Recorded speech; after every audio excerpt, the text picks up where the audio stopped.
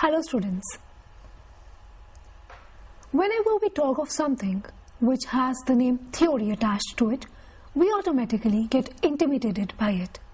Theory? Oh God, what is it going to be?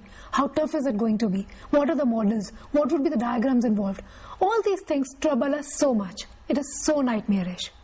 But dear students, believe me, theories are not all that tough and neither are they useless. Today, in this lecture, we shall try to deal with some of the theories related to mass communication. And after going through this lecture, you would be better able to understand why these theories are needed and how they have contributed to media studies and understanding of the world at times. We shall also discuss some theories which will help you know why certain of them were rejected at certain times and the new ones propagated and accepted. You would also be able to relate to the understanding of the media and its effect in today's world because of these theories. So, come on, let us discuss about various theories of communication that have been the basis and even the result of various media studies carried out over the years. Here, we shall deal with some of the most highly recognized and criticized theories of communication. The critical analysis have led to the theorists to suggest explanations that are better than the previous ones. We shall deal with the theories in the order that they have emerged over the history. That is, first the bullet theory, then the two-step proposition, after that the agenda setting hypothesis, then the cultivation and the cognitive dissonance ideas. As we progress from one to the next, you will realize that these theories have emerged from assuming that the human mind has no role in deciding how it is influenced by the mass media, to giving full credit to the filtering and deciding ability of the man in which he chooses to accept and believe. From the days when the radio was newly introduced and the mass media was seen as a wonder, to the times when the internet has led to an information flood, we have required different theories to explain how and what was and is happening to the relation between the human mind and these emerging media. However, in today's era of demassification and convergence of various media, we need new theories to explain the effects and the effects that they have. Let us now look at these theories one by one. First is the bullet theory. It is also known as the magic bullet theory or the hypodermic needle theory. It deals with the direct influence via mass media. This model holds that an intended meaning is directly received and wholly accepted by the receiver. The model emerged from the Marxist Frankfurt School of Intellectuals in the 1930s to explain the rise of Nazism in Germany. The most famous example of what would be considered the result of the magic bullet or hypodermic needle model was in 1938, when the broadcast of the War of the Worlds and the subsequent reaction of the mass American audience to it propagated this model. The phrasing hypodermic needle is meant to give a mental image of the direct, strategic and planned infusion of a message into an individual. This view entails a conceptually fatal flaw in that it tends to ignore matters such as interpretation, which are crucial aspects to the communication process. A more modern version is the two-step flow communication theory. The hypodermic needle theory implied mass media has a direct, immediate and powerful effect on its audience.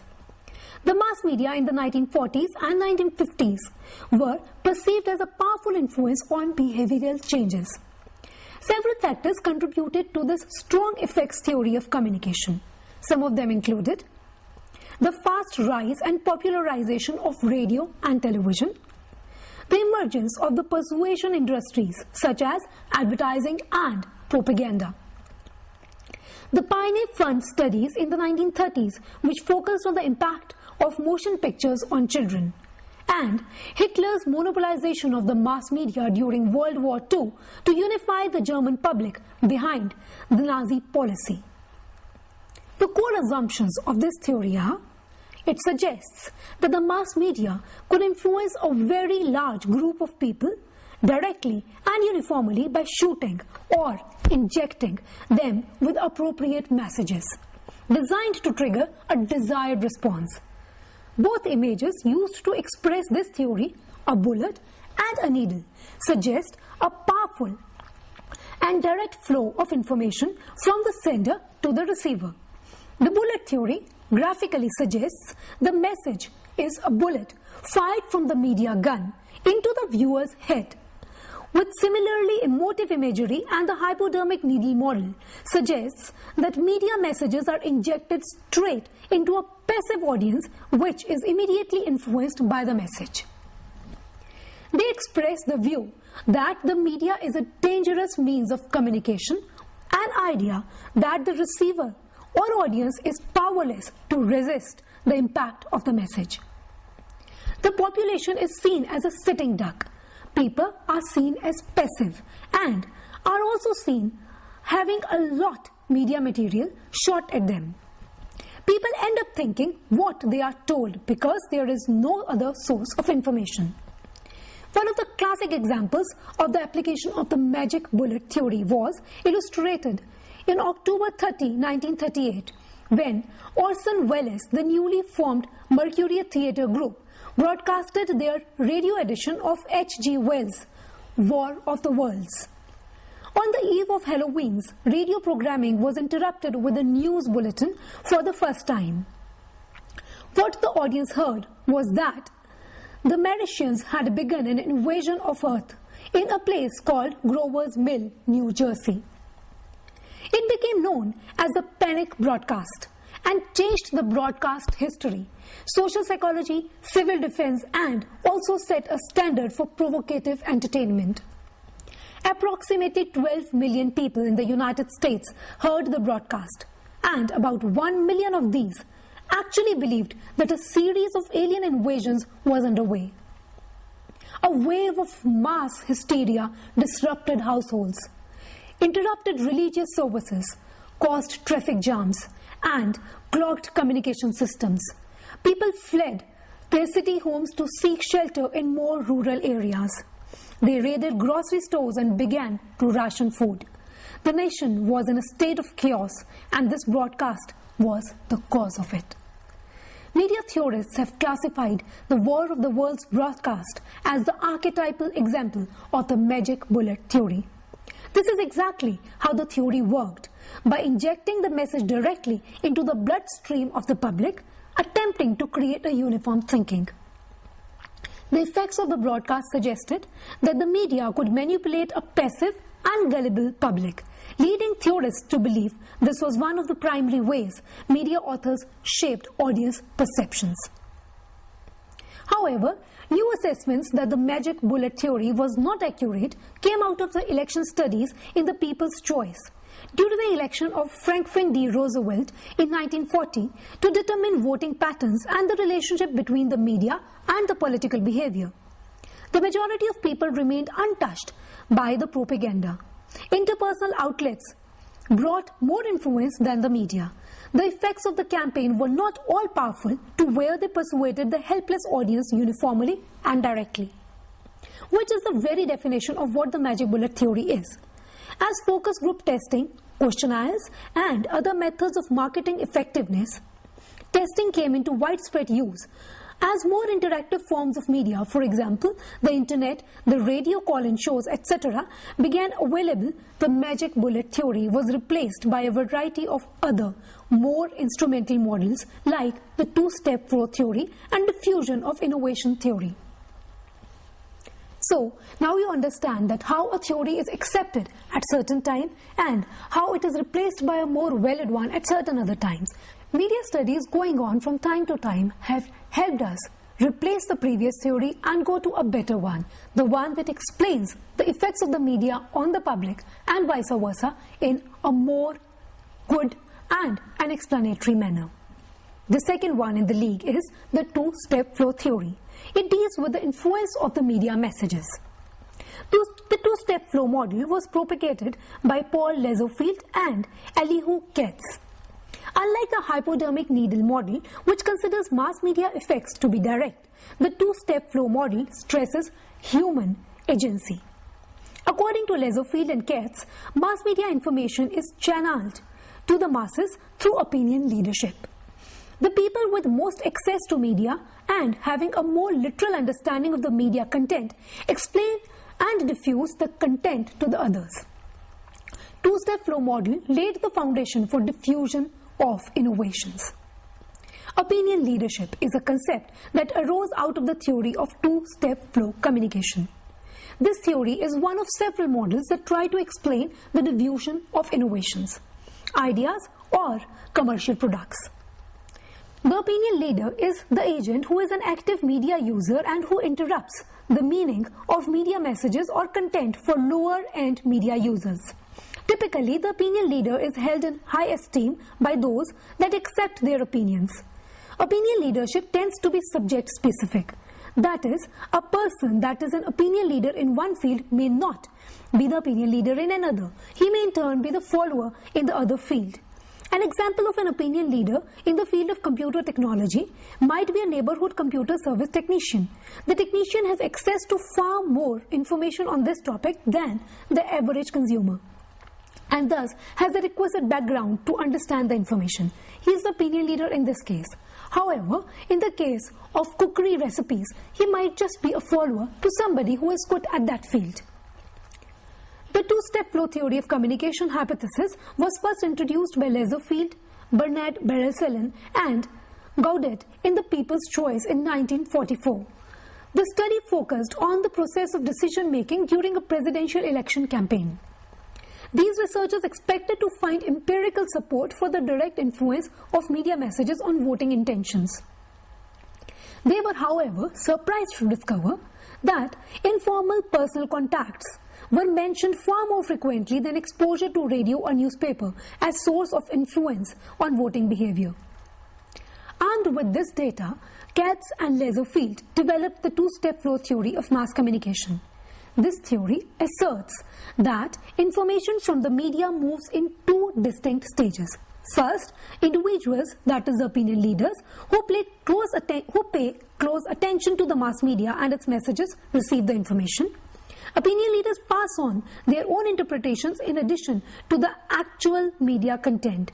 The term personal influence was coined to refer to the process of intervening between the media's direct messages and the audience's ultimate reaction to the message.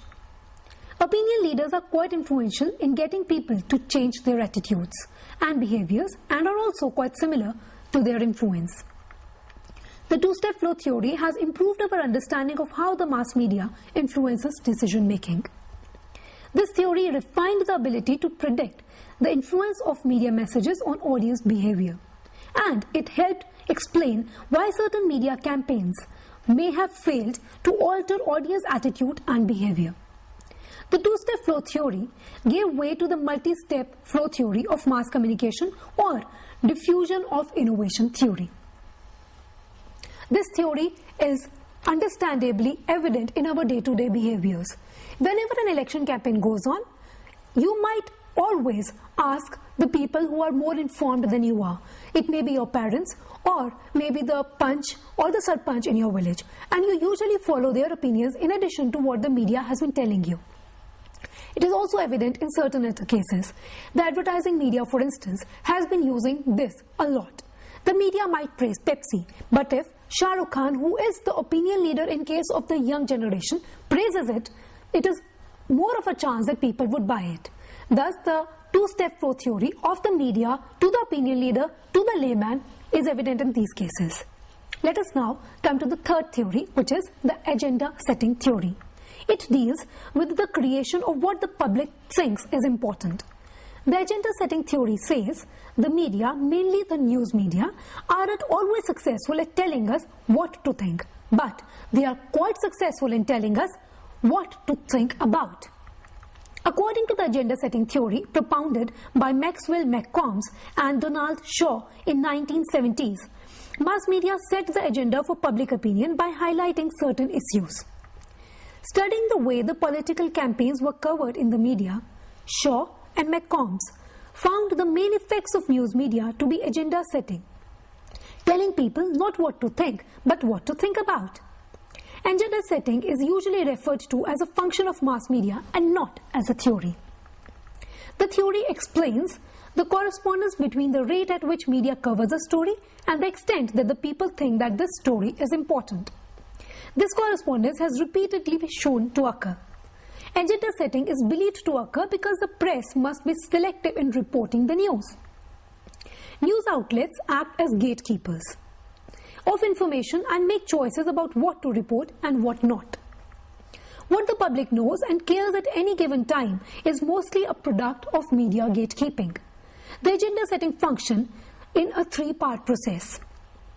First is the media agenda, that is the issues discussed in the media. Second is the public agenda. These are the issues discussed and personally relevant to the public. Then comes the policy agenda. These are the issues that policymakers consider as important. It has been identified that priming, vividness of presentation and position are all determinants to the importance given to a news story. For example, if a news story appears on the front page, or if it is a boxed item, or if it appears with a picture, it is more likely that the audience would pay more attention to it and in turn consider that it is worth being paid more attention to. Agenda setting describes a very powerful influence of the media, the ability to tell us what issues are important.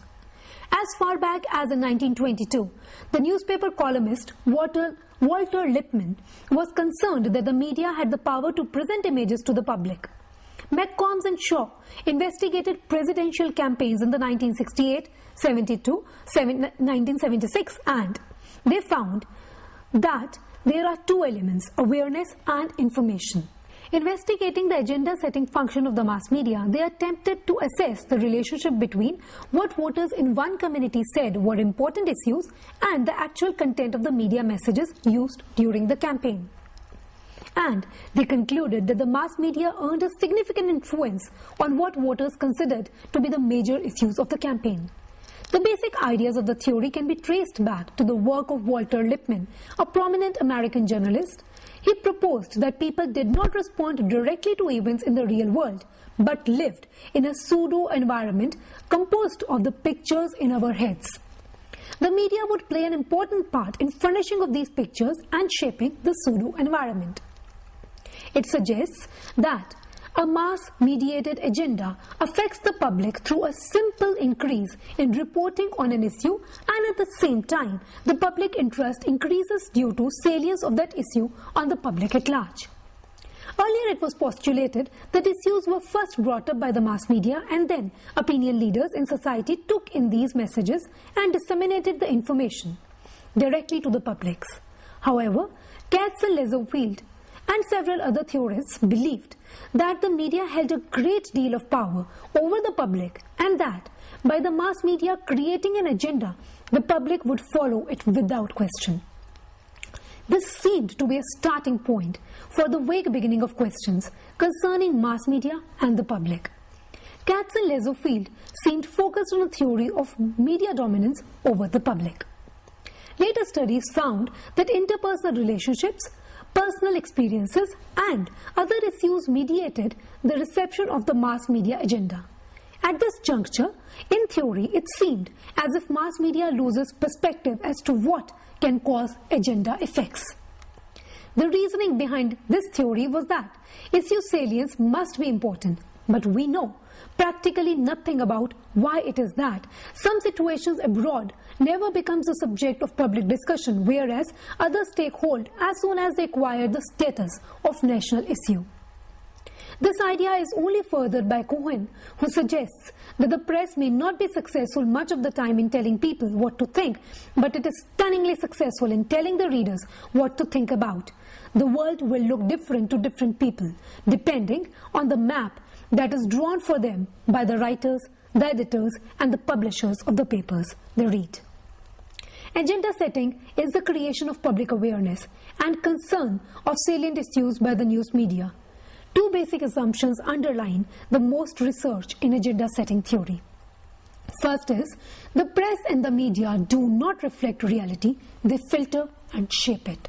Second, media concentration on a few issues and subjects leads to public to perceive those issues as more important than the others.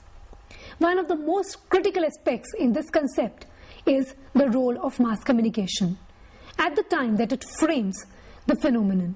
In addition, different media have different agenda setting potential.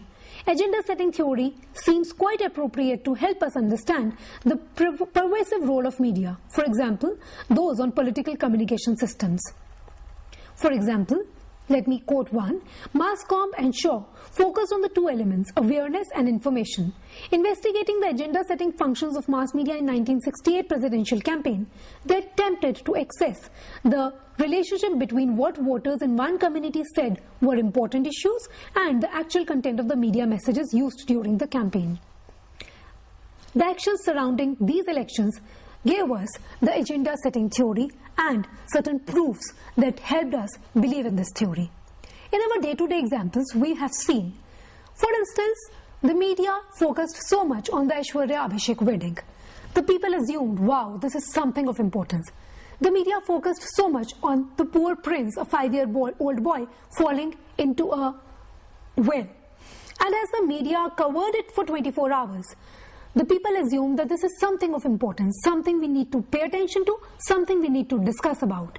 These days, the SMS polls or the opinion leadership polls that are given by the media are very much helpful in telling the people what is important. It might not be important, but it is seen as important if the media covers it too much. There are some very important issues which media does not cover and people do not care about them. On the contrary, some very futile issues like celebrity marriages or a celebrity kiss can make the headlines. Rakhi Sawant is thought to be important because media covers her. On the contrary, Manmohan Singh is thought to be less important because media covers him lesser. With this note, let us come to the next theory, which is the cultivation theory. This deals with the basic idea that television shapes the concepts of social reality. Cultivation theory was propounded by George Gerbner and his colleagues based on their analysis of television content. It is a theory that focuses on the influence of the mass media on the attitudes and perceptions of reality on people. According to Gerbner, media creates a certain false image of reality and circulates it. The values perpetuated may involve gender roles, ethnicity, political attitudes, violence, etc. Insofar as media users fall back on the media for interpretation, they tend to believe more in the reality of media fiction, as depicted on television, than the objective reality. Cultivation analysis usually involves the correlation of prevailing media images in the mass media with a survey on their influence on viewers, as it concerns itself with viewer effects rather than the resultant viewer behavior. Cultivation theory, sometimes referred to as cultivation hypothesis or cultivation analysis, was an approach to study whether and how watching television may influence viewers' idea of what the everyday world is like. Cultivation theorists argue that television has long-term effects which are small, gradual, indirect, but cumulative and significant. The most basic form suggests that television is responsible for shaping or cultivating viewers' conceptions of social reality. The combined effect of massive television exposure by viewers over time certainly shapes the perception of social reality for individuals and ultimately our culture as a whole. Gerbner argues that the mass media cultivates attitudes and values which are already present in a culture. The media maintain and propagate these values amongst members of a culture, thus binding it together. He has also argued that television tends to cultivate middle-of-the-road political perceptions. Gerbner called this effect mainstreaming. There is also a distinction between two groups of television viewers, the heavy viewers and the light viewers. Gerberner's cultivation theory suggests that television has become the main source of storytelling in today's society. Those who watch 4 or more hours a day are labeled as heavy television viewers, and those who view less than 4 hours per day, according to Gerberner, are light viewers. Heavy viewers are exposed to more violence and therefore are affected by the mean world syndrome, an idea that the world is worse than it actually is. The overuse of television is creating a homogeneous and fearful populace, says Gerberner. An example came with a survey of about 450 New Jersey school children. 73% of heavy viewers compared to 62% of light viewers gave the TV answers to questions, asking them to estimate the number of people involved in violence in a typical week. The same survey showed that children who were heavy viewers were more fearful about walking alone in a city at night. They also overestimated the number of people who commit serious crimes. This effect is called mean world syndrome that we were talking about earlier. One controlled experiment addressed the issues of cause and effect, manipulating the viewing of American college students to create heavy and light viewing groups. After 6 weeks of controlled viewing, heavy viewers of action-adventure programs were indeed found to be more fearful of life in the everyday world than were light viewers. Around us, we can see examples of this very clearly. Programs like Sansani or Vardat. People who are very regular viewers of these programs would obviously tell you, oh God, crime is so much more prevalent in the world. However, people who watch the real news or people who watch the soft programs on television might think that, oh, the world is a goody-goody place to live. Heavy viewers of feature films, whether they are action-oriented or the romantic types, have different views of the world that they live in. So, media has an effect in cultivating what we think the world is about and like. This brings us to the cognitive dissonance theory, which deals with the attitude formulation and change. Cognitive dissonance is the perception of incompatibility between two cognitions, which can be defined as any element of knowledge, including